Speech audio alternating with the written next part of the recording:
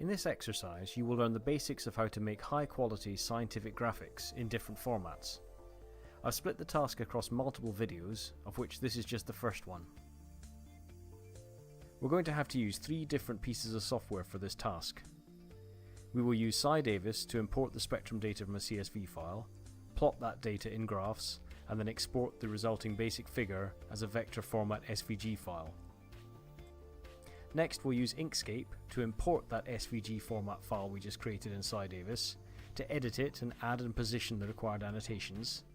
We'll rescale the figure to specific sizes, and save that completed figure in its own SVG file.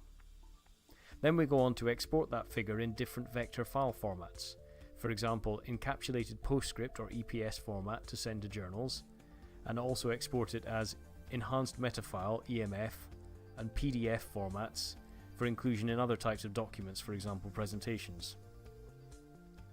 Finally, we'll also export the image as a bitmap file in PNG format with the specific kinds of resolution that are required for journal articles.